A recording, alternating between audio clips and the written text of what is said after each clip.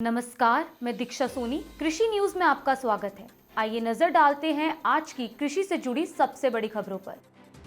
महाराष्ट्र के किसानों को अरहर की पैदावार को एमएसपी पर बेचने के लिए रजिस्ट्रेशन करवाना होगा। दरअसल नाफेड के अतिरिक्त प्रबंध निदेशक एसके सिंह ने इंडियन एक्सप्रेस से बातचीत करते हुए बताया कि अरहर खरीद के लिए किसानों का ऑनलाइन रजिस्ट्रेशन किया जाएगा। ऐसे में तैयारियों का जायजा लेने के लिए उन्होंने कहा कि अरहर का उत्पादन लगभग 10.87 लाख टन होने की उम्मीद है, तो वहीं महाराष्ट्र में खरीद लक्ष्य लगभग 2.71 लाख टन निर्धारित किया गया है।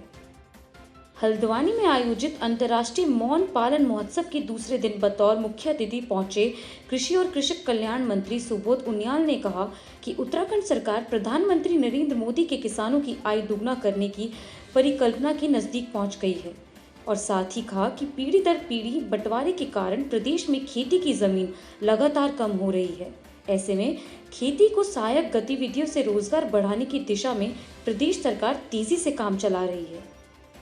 वेमनिकॉम ने शिवनेरी ऑडिटोरियम पुणे में दीक्षांत समारोह 2021 का आयोजन किया, जहां मुख्य अतिथि के तौर पर गृह मंत्री और भारत के सहकारिता मंत्री अमित शाह भी मौजूद रहे। पुणे शहर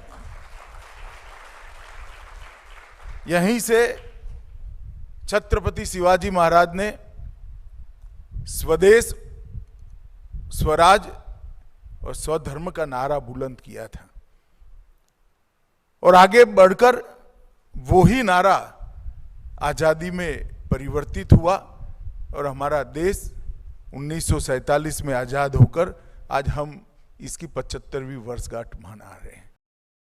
प्रयोग के तौर पर पहली बार भागलपुर इलाके में अनानास की खेती की जाएगी। दरअसल इस जिले को 1 हेक्टेयर का लक्ष्य दिया गया था, जिसके लिए किसानों से ऑनलाइन आवेदन मांगा गया।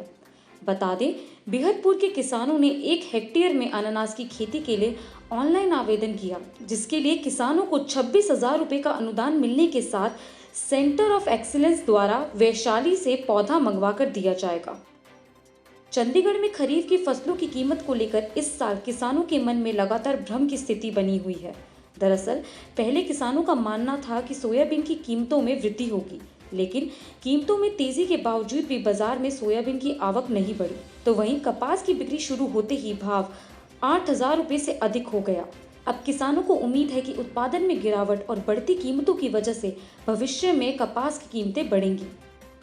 गाजियाबाद जिले में गन्ने की पत्ती जलाकर प्रदूषण फैलाने वाले किसानों पर ग्राम प्रधान नजर रखेंगे। दरअसल जिला कृषि अधिकारी मनवीर सिंह ने बताया कि प्रदूषण का स्तर बढ़ने से रोकने के लिए पराली जलाने वाले किसानों पर नजर रखने की जिम्मेदारी ग्राम प्रधानों को सौंपी गई है। बता दें, इसकी रिपोर्ट को वह रोजाना उपलब्ध कराएंगे।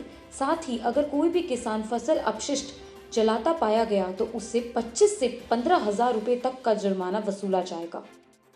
मध्य प्रदेश के मंदसौर में लहसुन की फसल के दाम कम मिलने से नाराज एक किसान ने अपनी लहसुन की उपज में आग लगा दी। दरअसल उज्जैन जिले के महिदपुर तहसील के गांव देवली निवासी किसान शंकर अपनी सोयाबीन और लहसुन की फसल लेकर मंदसौर कृषि उपज मंडी पहुंचे थे, जहां लहसुन का अच्छा भाव न मिलने पर किसान ने मंडी में खड़ी एक बाइक से पेट्रोल निकालकर अपनी लहसुन के ढेर पर छिड़क कर आग लगा दी।